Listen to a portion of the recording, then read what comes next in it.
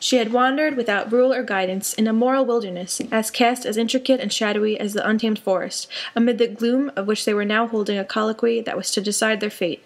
Her intellect and here had their home, as it were in desert places, where she roamed as freely as the wild Indian in his woods. The tendency of her fate and fortunes had been to set her free. The scarlet letter is my passport into regions where other women dare not tread. Shame, despair, and solitude.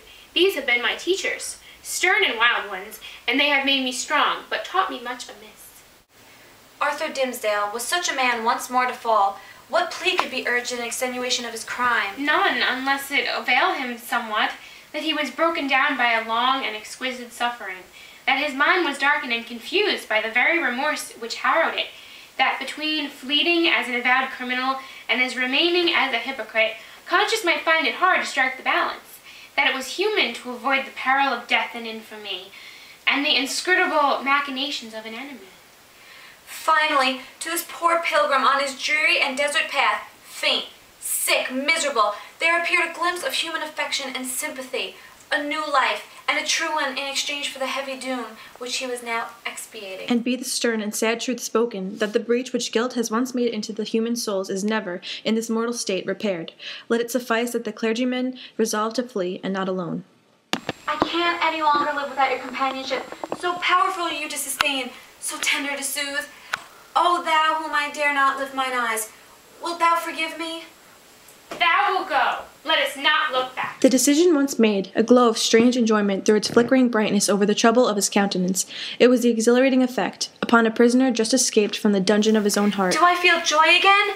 Methought the germ of it was dead in me. Hester, thou art my better angel.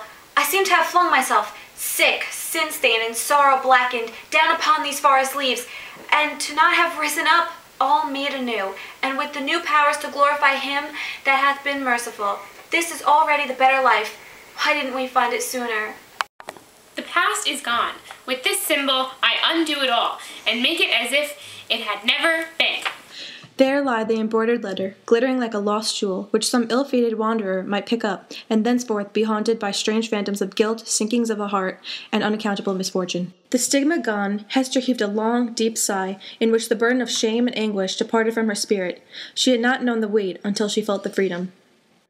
And, as if the gloom of the earth and sky had been but the effluence of these two moral hearts, it vanished with their sorrow. All at once, as with a sudden smile of heaven, forth burst the sunshine, pouring a very flood into the obscure forest.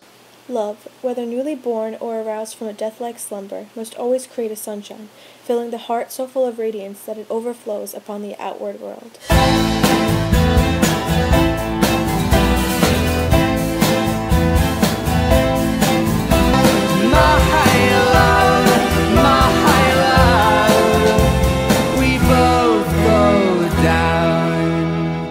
Together.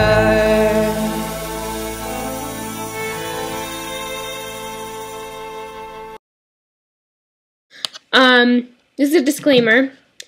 We kind of felt like really toolish doing this, but A for effort. Enjoy!